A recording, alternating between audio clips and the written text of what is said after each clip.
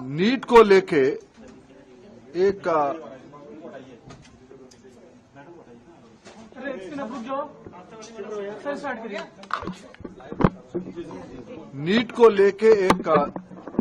फैसला आज supreme court की स्तर से आई है। नीट में इस बार 24 लाख बच्चे परीक्षा दिए थे। कट ऑफ डेट में लगभग 13 लाख विद्यार्थी एग्जामिनेशन को क्वालिफाई किए।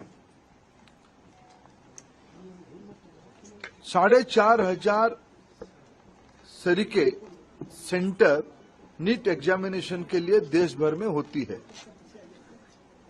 राजेश जी, आप थोड़ा क्वाइट रहिए।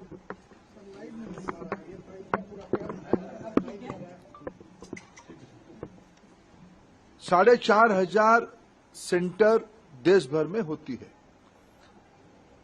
अनेक देशों में भी नीट की सेंटर होती है। खाड़ी के देशों में होती है, पड़ोस के देशों में होती है और 13 भाषा में एग्जामिनेशन होता है। दुर्भाग्य से इस बार नीट की 2 क्वेश्चन सेट्स होता है। गलती ना हो जाए इसीलिए चुनाव एग्जामिनेशन के दिन ही सूचित किया जाता है। क्वेश्चन सेट ए या बी को यूज किया जाएगा, आइदर ऑफ द वन। इस बार जब परीक्षा हुआ, गलती से आउट ऑफ 4,500 सेंटर 6 सेंटर में गलती से गलत सेट्स ऑफ क्वेश्चन आ गई। जब परीक्षा चल पड़ी, कुछ समय के बाद उसको संज्ञान में लिया गया और उसको विड्रॉ करके फिर सही प्रश्न पत्र दिया गया। उसमें कुछ टाइम लॉस हुई।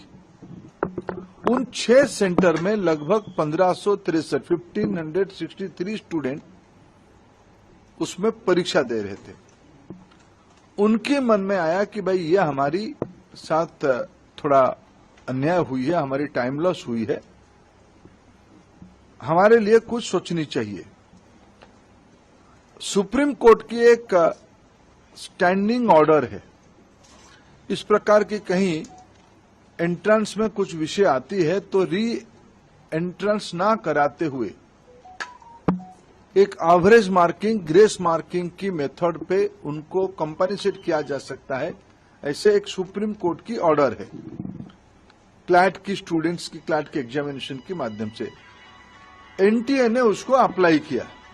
एक एक्सपर्ट कमेटी बिठाई, उसमें से कुछ रिकमेंडेशन आई और उसको उन्होंने अप्लाई किया।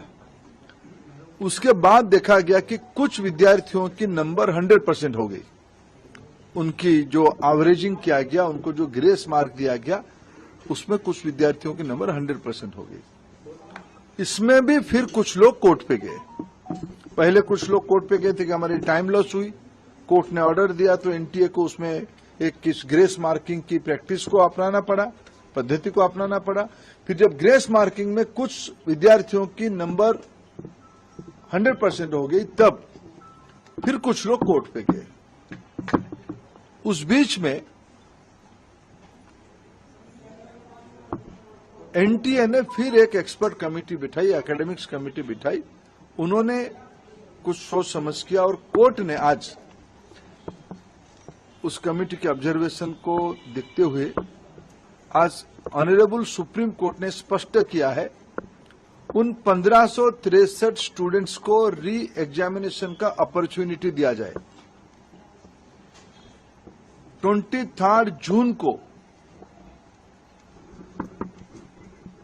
1563 स्टूडेंट को दोबारा नीट एग्जामिनेशन का ऑप्शन उनके सामने दिया जाएगा। वो परीक्षा दे सकते हैं, नहीं तो जो उनको ओरिजिनल परीक्षा की जो नंबर है उनको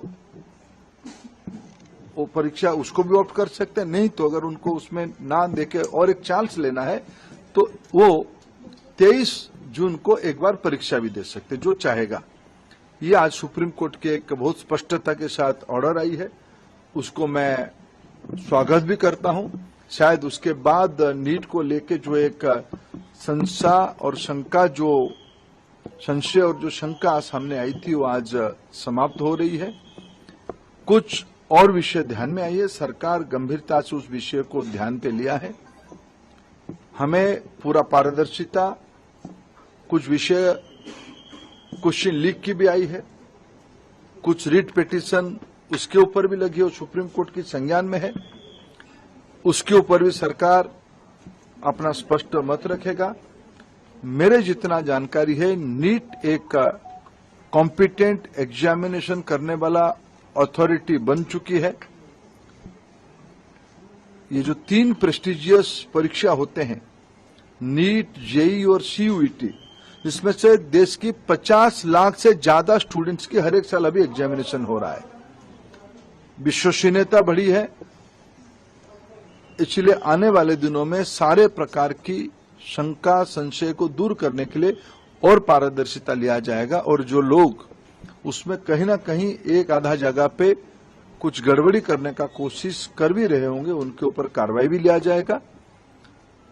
और सुप्रीम कोर्ट की जो लार्जर प्रश्न सुप्रीम कोर्ट के सामने है, सरकार अपना मत उसमें से स्पष्ट रखेगी। जिसकी वजह से बच्चों को खामियाजा उठाना पड़ रहा है।